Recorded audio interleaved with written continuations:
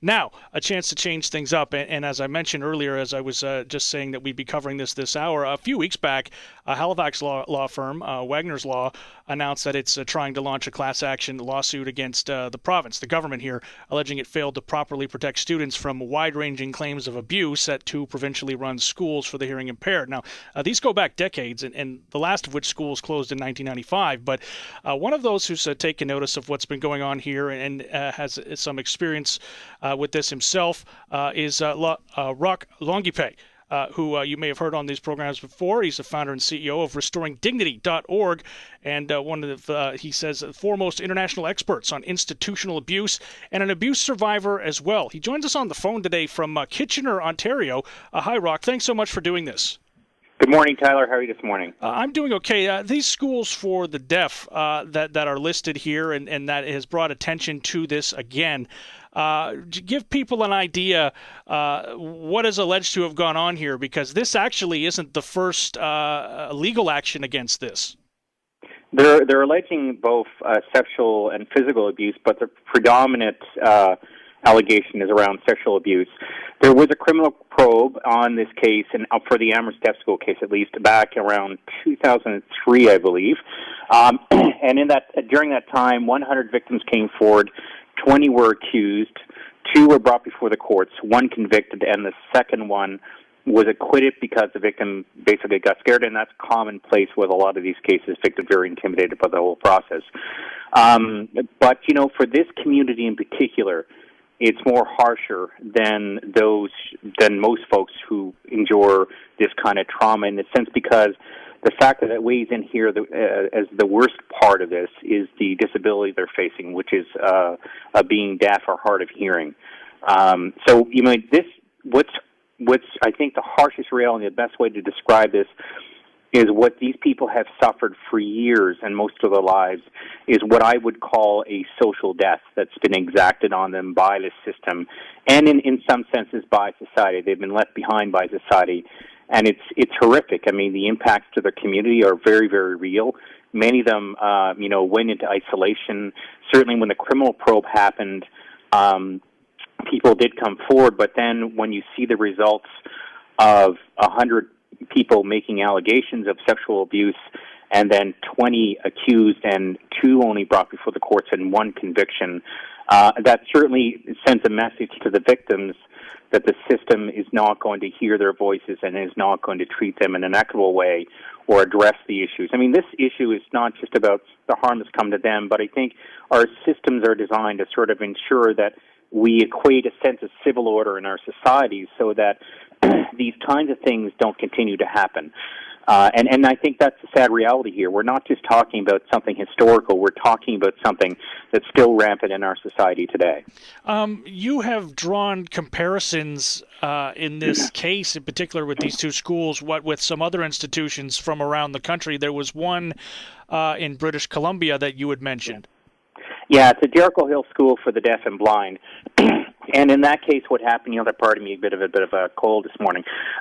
What happened in that case was it started off as one of the victims, as an adult, had committed a crime and was being investigated by that crime. And during that investigation, the police officer then started hearing more details about his history and realized, and on one day was interviewing him as a suspect, and the next day as a victim because of the allegations of abuse and assault that he was hearing about that happened during this victim's time in the school, the deaf school.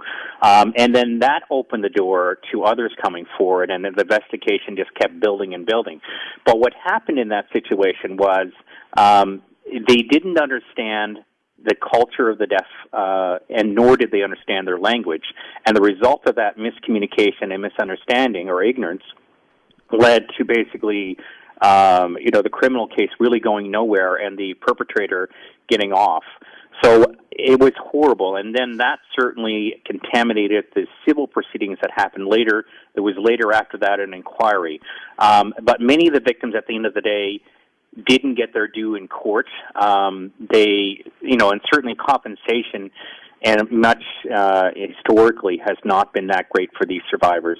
And this is not about people getting rich. This is about people trying to get on with their lives, getting the things they need set in place, the supports, and in order for them to overcome the trauma, and also to deal with how that trauma has impacted their families and their communities.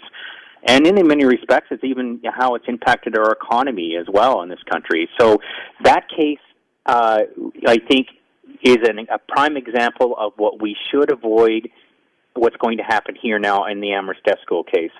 So what's really key, one of the things that's really, really key here is ensuring that there are properly trained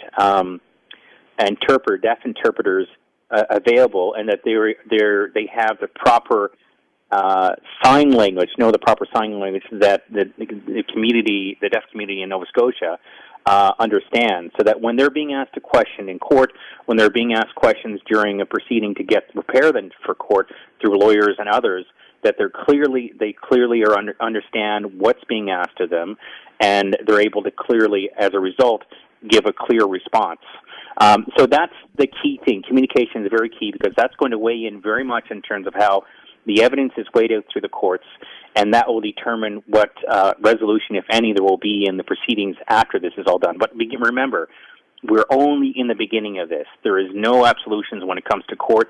We don't know what's going to happen until it goes to court. If it gets to court, if the courts accept, the arguments of the lawyers, and they're going to put it into a class action, whichever. So there's a lot of things yet to be considered. So we're in the very, very early stages of this.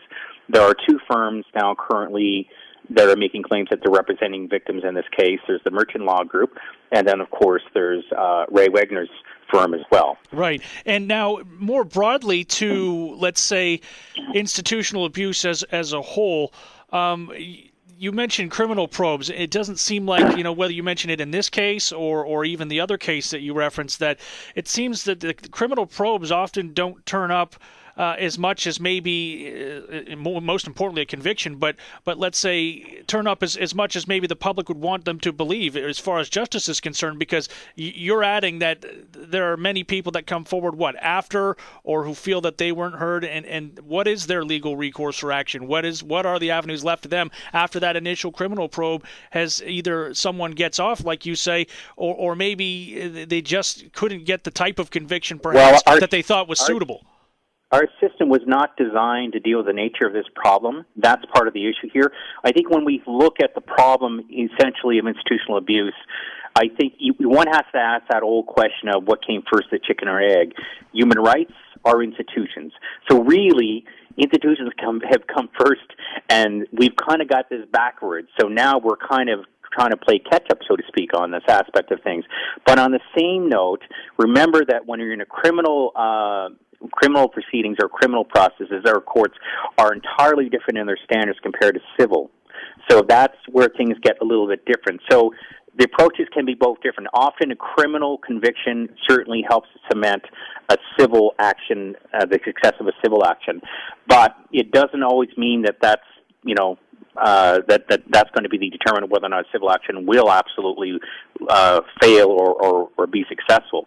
I think what's important is understanding that that right now in Nova Scotia, the statute of limitations for sexual assault has been removed, and that's why we're here. If that had not been removed, there would be no recourse for these victims.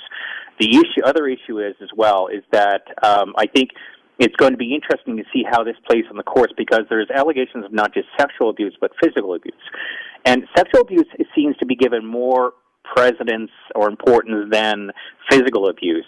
Someone like me, for example, I have moderate traumatic brain injury as a result of the system's failure to protect me. And so someone, I would have to ask, and certainly in the future we're going to be challenging this, is whether or not, how can you say one is worse than the other, or they're not very equal? Well, I wonder if it's because the two different types of abuse, and I'm being very broad and general in saying this, is that oftentimes physical abuse, you can see the physical signs of that, but perhaps sexual abuse you don't, and in most cases that person does not come forward because of embarrassment or threats. Right. Well, but in both cases, I'm not talking about somebody who gets abused, who gets a slap in the face, and that's a milder. It's still it's abuse. It's wrong. It's harmful, but it's not extreme. Sexual abuse is extreme because it's a very serious violation, and it's very invasive on a person's body. And in addition to that, when you get a serious physical assault like I have, for example, I have moderate traumatic brain injury, 30 years post-injury that I'm just now getting a proper diagnosis this year. So that's an invasive injury. My injury is, you listen to me, you would probably not know that I have it. I have what we call an invisible disability, and those victims would equally have that. So invisible disabilities actually make up the majority of disabilities in our country, anywhere around the world. Actually, but I think about 75% is the mark. And those invisible disabilities cover things such as PTSD, depression, chronic depression, those kinds of things, as well as brain injury and a list of other things, learning disabilities, etc. So the results and the harm of those kinds of trauma are very, very real. You know, one of the things we were also looking at in the debate of institutional abuse is the term abuse versus torture, because the Geneva Convention on torture actually defines what has happened to many victims in institutional abuse cases as torture, not abuse. And I think abuse kind of, because when you look at how the courts have processed these claims at the end of the day, the amount is very, very small. We look at Mahar Rare, for example. Here's a clear example of a fellow who immigrated to Canada. He's Canadian, Iranian-Canadian, or whichever, or a Canadian immigrant. And he was in Iran, was brutally tortured, assaulted for a year. And there's been people, for example, looked at my case and the history of my case and have said, we're talking about legal experts who said that what the harm that happened to me was far worse than his, endured much longer, and it happened during childhood. So I had those lifelong lasting impacts. And so, but the issue is Roch, I got to jump in here just for a sec, just because we need to take a break. I want to ask you to hold. We have a caller on the line as well. So hang with us through the break. We're talking to Roch Longueépée, a lawyer, also representing founder and CEO of RestoringDignity.org. We'll talk more with him on the other side. Stay with us.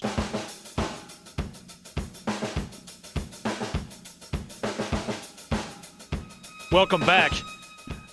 Talking more about this class action lawsuit recently launched against the province, the government here, alleging it failed to properly protect students in wide-ranging claims of abuse at two provincially run schools for the hearing impaired.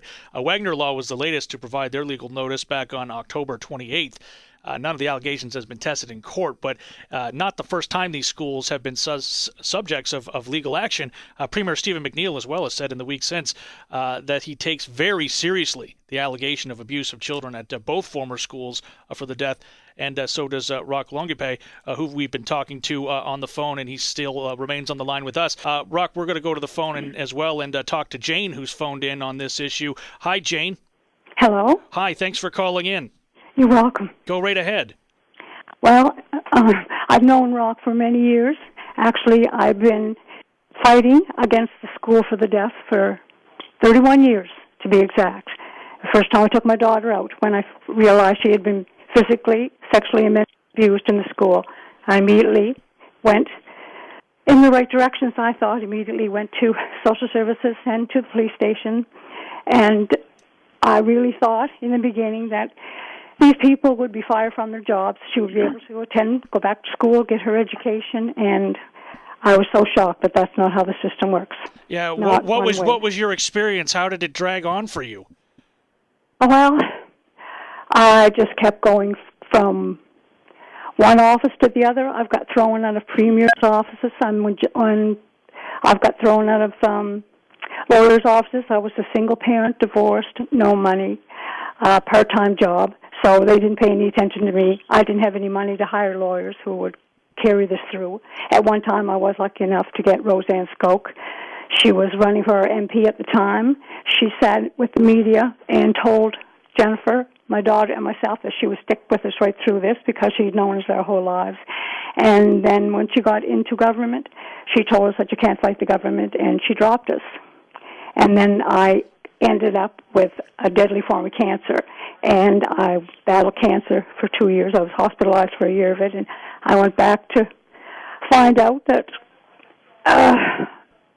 first she was going to take the case for my daughter and myself. I go back, get back on my feet, find out that she did nothing in the meantime because she said she thought I was going to die, and so it was nothing to do with the case. It had nothing to do with me. It had to do with my daughter.